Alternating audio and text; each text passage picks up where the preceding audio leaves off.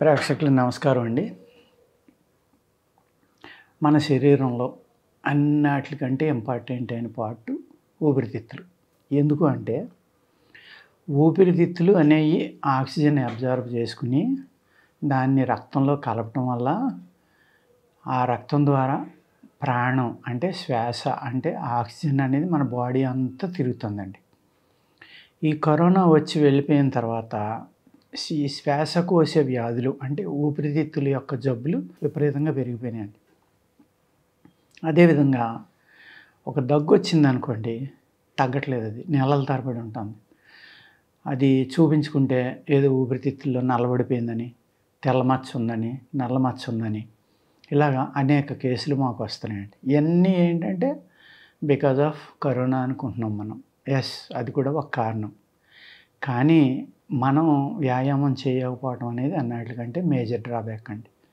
అలాగే ఊపిరితిత్తులు శుద్ధి చేసుకోవడానికి అనేక రకాలైన మందులు ఆయుర్వేదంలో ఉన్నాయి, అలోపతిలో ఉన్నాయి, యునానీలో ఉన్నాయి, సిద్ధాలో ఉన్నాయి, హోమియోలో ఉన్నాయి. ఏదైనా కూడా మీరు న్యాచురల్గా మనం వాడుకుని ఆ ఊపిరితిత్తుల యొక్క బలాన్ని పెంచుకోవాలి. ఆ ఊపిరితిత్తుల యొక్క బలాన్ని పెంచుకోలేదనుకోండి, మీకు టీబీ వస్తుంది, లేకపోతే ఆస్తమా వస్తుంది, లేకపోతే చాలామంది ఇప్పుడు ముక్కుల్లో పాలిప్స్ పెరిగిపోయినాయని, లేకపోతే ముక్కులో ఏదో వంకర వచ్చిందని, లేకపోతే సైనస్ అని ఎన్నో కంప్లైంట్స్ అండి. ఈ ఈ నాజల్కి అంటే ముక్కుకు సంబంధించిన ఎలర్జీలు ఏవి ఉన్నాయో ఇవన్నీ కూడా అంటువ్యాధులే.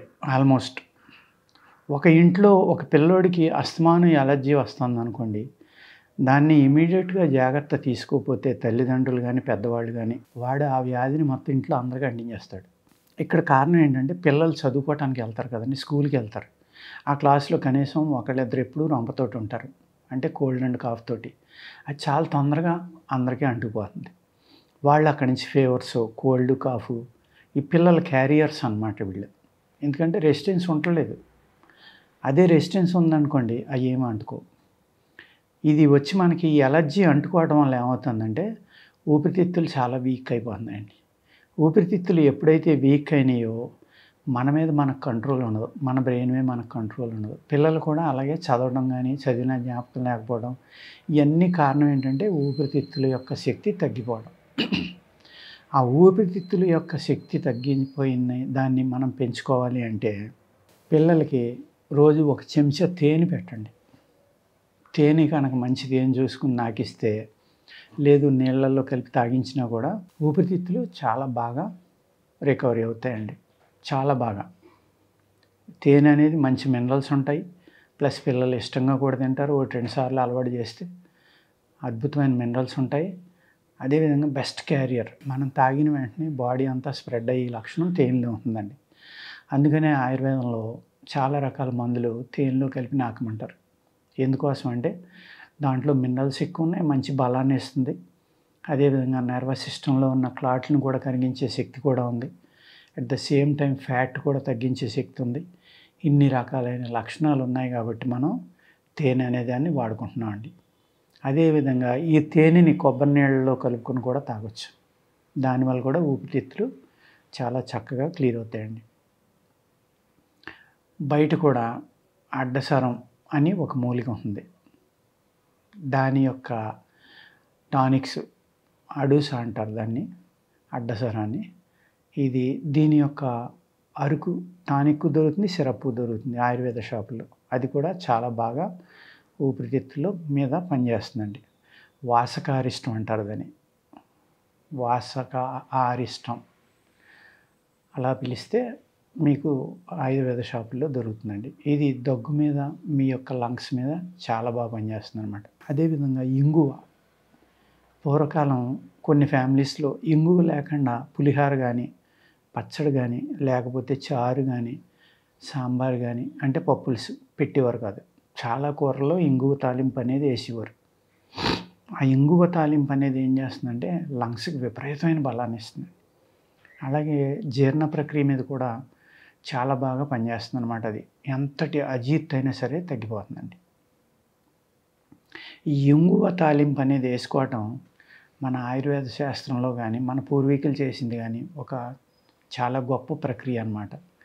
ఈ ఇంగువ తాలింపు వేసుకునే ఇళ్లల్లో ఓవర్ వెయిట్ అనేవాళ్ళు కనపడేవారు కాదండి. ఒబెసిటీని ఎంత అద్భుతంగా కంట్రోల్ చేసేదంటే, అదేవిధంగా ఊపిరితిత్తులను శుద్ధి చేయడంలో ఇంగువ పాత్ర చాలా ఎక్కువ ఉంటుందండి. ప్రాణాయామం చేయటం, యోగా చేయటం ఇటువంటివి చేసినప్పుడు ఏమవుతుందంటే మన ఊపిరితిత్తులకి చాలా బలం కలుగుతుందనమాట. ఎప్పుడైతే శ్వాసకోశాలు అంటే ఊపిరితిత్తులు బాగున్నాయో మీ బాడీలో ఇమ్యూనిటీ చాలా బాగా పెరుగుతుంది.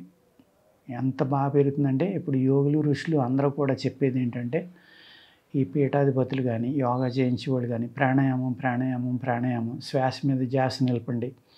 ఇలాగా అనేక రకాలుగా శ్వాస గురించే ఎందుకు చెప్తారు అంటే ఆ శ్వాసే మన బాడీలో ఉన్న ప్రాణం అండి. ఆ ఆక్సిజన్నే మన బాడీలో ఉన్న ప్రాణం. ఆ ఆక్సిజన్ కనుక మన బాడీలో అన్ని భాగాలకు అందలేదనుకోండి, మనకి హిమోగ్లోబిన్ తగ్గిపోతుంది, ఐరన్ తగ్గిపోతుంది, అలాగే మన బాడీలో ఉన్న సెల్స్ తొందరగా చనిపోతాయి. దానివల్ల మన బాడీ క్షీణించిపోతుంది. అంచేత ఊపిరితిత్తులను బాగు చేసుకోవడం, ఎలర్జీ లేకుండా చూసుకోవడం, ఆస్తమాకి అద్భుతమైన మెడిసిన్స్ ఉన్నాయండి. ఎలర్జీలకి, సైనస్కి మా దగ్గర ఎంతోమంది వస్తూ ఉంటారు. మా దగ్గర ఒక నశ్యకర్మ అని ఉంది. ఆ నశ్యానికి ఇస్తాం, ట్యాబ్లెట్స్ ఇస్తాం. Only 10 days. మీరు అలా 2-3 సార్లు వేసుకుంటే అది క్లియర్ అయిపోతుంది. అదేవిధంగా ఆస్తమా ఉన్నవాళ్ళు నరకం అనుభవిస్తూ ఉంటారండి. ఆ పఫ్ఫలు కొట్టుకోవడం ప్రతిరోజు 2-3 సార్లు. కొంతమంది అయితే పడుకునేటప్పుడు కూడా మంచం పక్కన అది పెట్టుకుని పడుకుంటారు, ఇటోటి అటోటి. అది గమ్ముని చేతికి దొరకకుండా కింద పడిపోతే వెంటనే రెండో పక్క తీసుకుని నోట్లో కొట్టుకుంటే కానీ, లేకపోతే గుండె ఆగిపోతుందేమో, ఊపిరి ఆగిపోతుందేమో అన్నంత భయంకరమైన ప్రాబ్లమ్స్ కొంతమందికి ఉంటాయండి. అది కూడా వితిన్ 2-3 monthsలో పూర్తిగా క్లియర్ అయిపోతుంది మా దగ్గర. అది 20 ఏళ్ళ నుంచి ఉండనివ్వండి, 30 సంవత్సరాల నుంచి ఉండనివ్వండి. అటువంటి అద్భుతమైన మెడిసిన్స్ ఆయుర్వేదంలో ఉన్నాయండి. కాబట్టి ఏంటంటే మీ యొక్క శరీరానికి, మీ యొక్క జీవితానికి, మీ యొక్క మెంటల్ పవర్కి, ఫిజికల్ పవర్కి కూడా ఈ ఆక్సిజన్ అనేది ఇంపార్టెంట్. కాబట్టి ప్రాణశక్తి అంటే ఆక్సిజన్ ఒకటే తప్ప ఇంకేమీ కాదు. అంచేత మీరు ఆ ప్రాణశక్తిని ఎలా పెంచుకోవాలో చూసుకుంటే మీరు చక్కని ఆరోగ్యంతో ఉంటారు. పిల్లలు కూడా ఆరోగ్యంగా పెరుగుతారు.